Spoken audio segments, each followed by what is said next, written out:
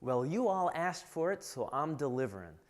This is my top 10 absolute must-have hand tools for woodworking. Now, if you agree or disagree with my list, please leave your comments below. Okay, cue that music.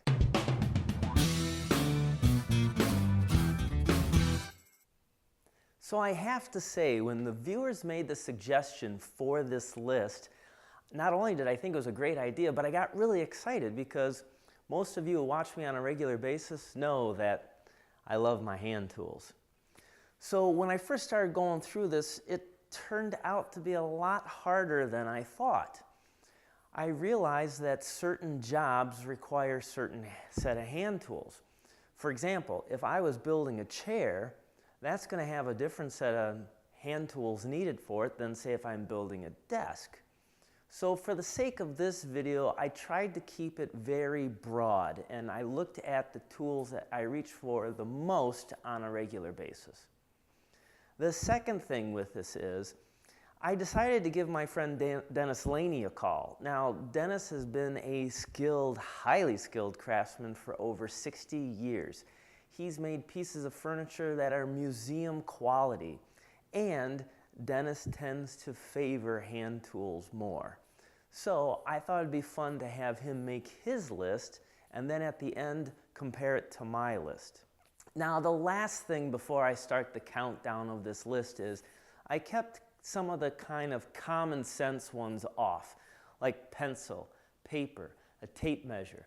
I think for any construction, carpentry, or woodworking job, those are an absolute requirement.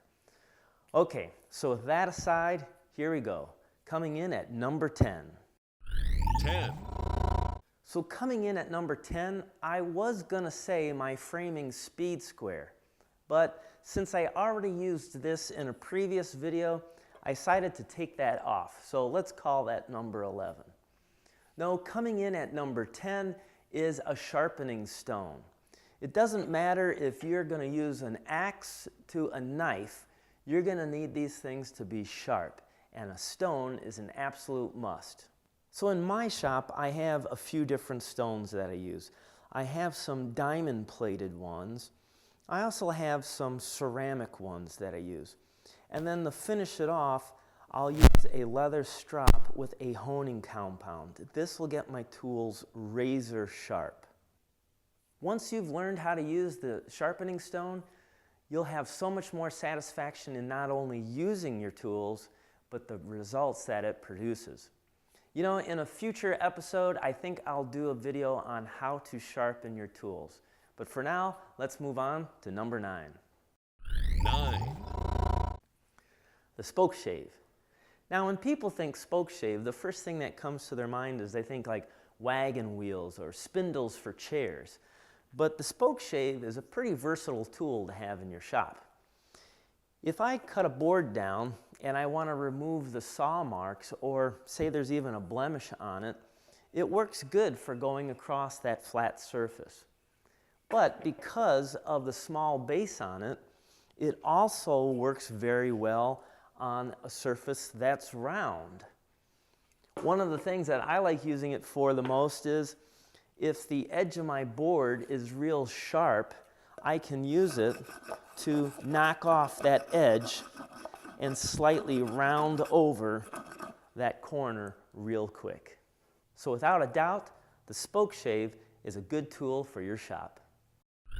8. A pair of dividers or a large compass. Now, these are used more than just making circles. It's amazing how accurate the measurements can be done with this without the need of a tape measure. I can do everything from intersect a line to make a perfect 90 degrees with these. In fact, if you haven't seen my woodworking geometry videos, I encourage you to check them out. I'll put a link below to that so you can see how amazing this simple tool is. 7. My Irwin 2-inch chisel. Now, I know a lot of people are thinking, whoa, Chad, 2 inches, what could you possibly need a chisel that big for? Well, for one thing, what I like about this Irwin chisel is it will take an edge razor sharp and keep it sharp.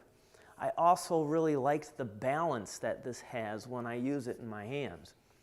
I'll use this chisel for maybe roughing out some work real quick, like a plane, to everything from some delicate work for trimming.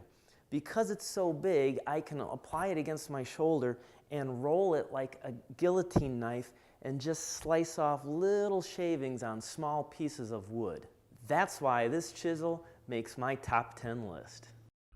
6, The Shinto rasp. This is a tool that I reach for time and time again. It's great for doing some roughing out or some smooth, delicate work. The Shinto rasp looks like a bunch of bandsaw blades all grouped together. On one side, it has real coarse teeth to rough work out quickly, and yet on the other side, it has very fine teeth. And just like the Spokeshave, this Shinto rasp works great on any pieces that have a curve to it. It definitely is a tool that you'll reach for time and time again. 5, Card scrapers. Now I have to admit, I use these primarily more towards the end of the build of the project before I do my staining and finishing. The straight one here, well, I'll use that to remove any last minute saw marks left behind. And the one with the curve to it, well, this one is particularly good for after I've done some hand planing. Maybe I have a little tear out in just a small area.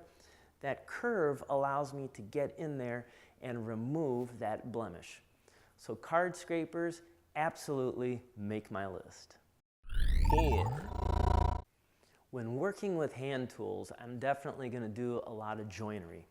And whether I'm doing mortise and tenons or cutting dovetails, my tenon saw is an absolute must-have for me. Now, when you buy a saw, you can get teeth that have the rip tooth pattern on it, which is sawing going with the grain. You can get saws with a cross-cut pattern, which is for going across the grain. But this tenon saw supposedly has a tooth pattern that is set up for doing a little bit of both, ripping and cross-cutting. That's what makes, for me, the tenon saw the ideal saw to have in my shop for doing joinery. 3, My chip carving knife. Now this particular one is made by Flex Cut, and I really like it because it has a good comforting handle to it and the blade is really solid and doesn't flex and bow. But I don't use this exactly for its intended use. This is a little carving knife and it's great for sitting around a campfire doing a little whittling. But I like to use it as a marking knife. I'll use this to mark off before I saw some boards. I'll use it to mark off for some dovetails. It's a great way to get an accurate start with my handsaw onto the wood. In fact, if you'd like to see how I use this in action, I'll put a couple of video links at the bottom there that show you how to hand cut a tenon and also some video clips on how I use this when I do my dovetails. 2, Now my number 2, many of you probably thought it was going to be my number 1, and it's a hand plane. Now I say a hand plane because I have over 200 hand planes in my collection. In fact, I could have done a top 10 just on hand planes. So it's really hard for me to narrow down exactly which one someone should have. But there's 3 common ones that probably most would want in their collection. You have the jack plane, a smoothing plane, and then a block plane. And out of the 3, the block plane is, I think, the most useful.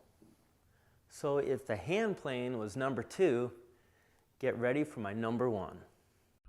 1, Number 1 is the wooden mallet. This is the driving force for me behind my woodworking. Yep, the wooden mallet, it's made from doing everything from slight tapping for doing some carvings all the way to maybe some heavy hitting to knock something apart. The mallet is really a tool that's used quite a bit, and I couldn't imagine building a project without one. Now in an upcoming video, I'm going to show you how to make your own wooden mallet and why you should make your own and not buy one that's already available at a store. There's a whole science and geometry behind one of these. so look for that. All right, this is where we're going to have a little bit of fun. I got Dennis's list after I did mine. Now, Dennis actually did a couple lists. He did his essential carpentry hand tools top 10 list. This was something that he thought up of if you wanted to do work around or on the house. And seeing as Dennis worked in the trades in his youth, he has his top 10 hand tools list for that.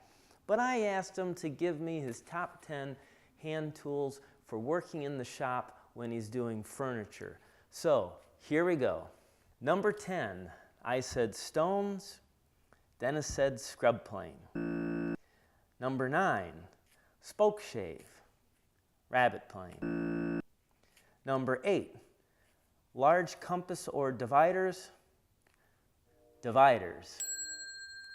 Number 7, a 2-inch chisel, 3/8 inch chisel. It's a chisel, so I'm going to count that as a partial win. Number 6, the Shinto rasp, coping saw. Number 5, card scrapers, card scrapers.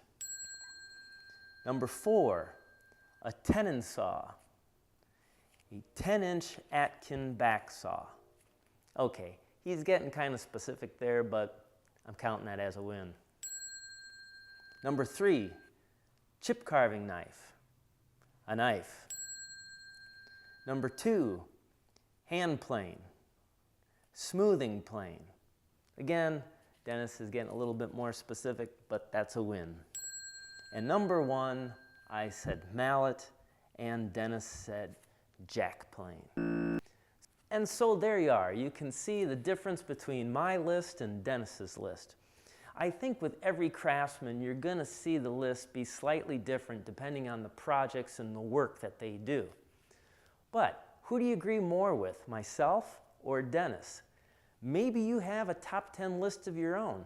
Go ahead and leave it in the comments section below. All right, just as a reminder, the second edition of the newsletter is coming out real soon, and here's some things you can expect to get in it. There will be an article on sanding techniques in it, an article or possible video on turning some legs. This is a period piece of furniture that I'm building with Dennis, and he instructed me on how to turn these legs.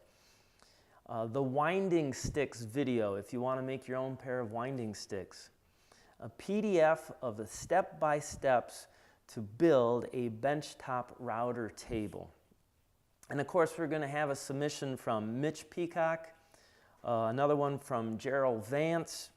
Rick Frazier is going to continue with his CNC lessons, and Crystal Lack will be submitting something to help us with our staining and finishing. So if you'd like to get that, make sure you sign up at the link below, and you have to do it before March 5th at noon. After that, the newsletter goes out and you cannot get it. So make sure you sign up right away. If you have any woodworking questions of your own, or perhaps you're running into a problem on a project you are building, feel free to write me at woodchoppingtime@gmail.com. I will do my best to get those answered for you. Also, if you have a suggestion for a particular video that you would like to see, go ahead and write me and we'll add it to our list, because my whole goal is to make you a better woodworker. As always, thank you so much for watching, and keep on dancing.